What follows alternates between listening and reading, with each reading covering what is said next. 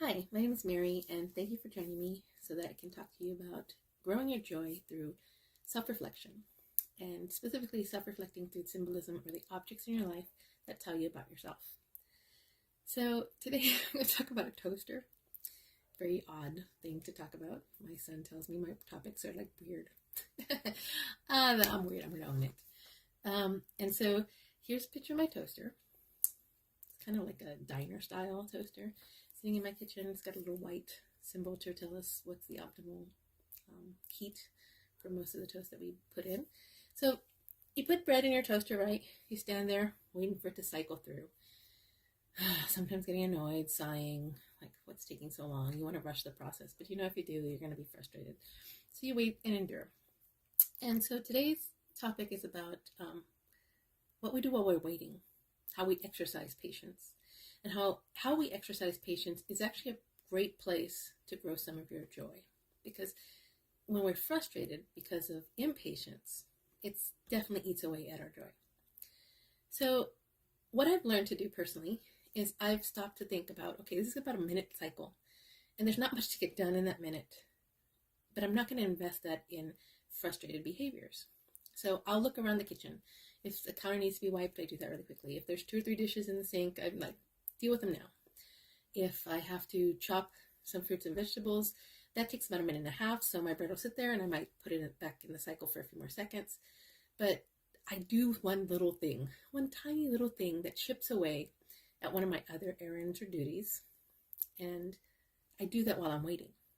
Now, sometimes people are tempted to, take out their phone and scroll. But I recommend you find something that's productive in your waiting time.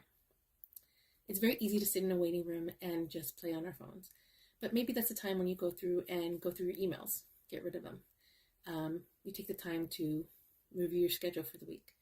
I mean, not to say you can't play a game if it's a 15, 20-minute wait at a doctor's office, but the smaller pockets of waiting time, a minute here, 3 minutes there, 5 minutes there, and you can anticipate it's going to be a short amount of time.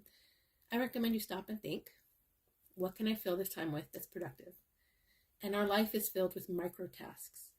And those are the best things to do while you're waiting. The wait doesn't seem as long.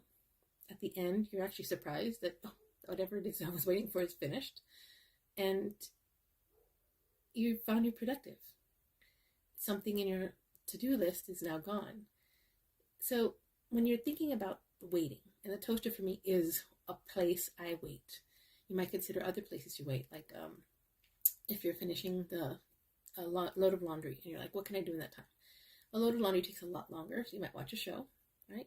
Or that might be where you tackle your bills. Say I can do my bills in about the 20, 30-minute time period as I do my budget for the month. Or maybe you want to consider there's an assignment for class that'll only take a few minutes.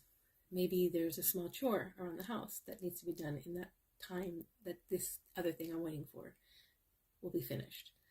If you're waiting on family members to get ready, because I've always been one of those people who's like, okay, I'm ready to go. And everybody's like, yeah, okay, I'll be there.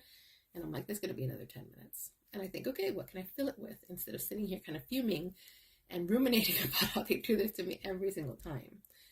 And I find that I am much more joyful when I fill in those pockets of waiting with productive small behaviors. And I actually learn to exercise patience authentically. So thank you for joining me today.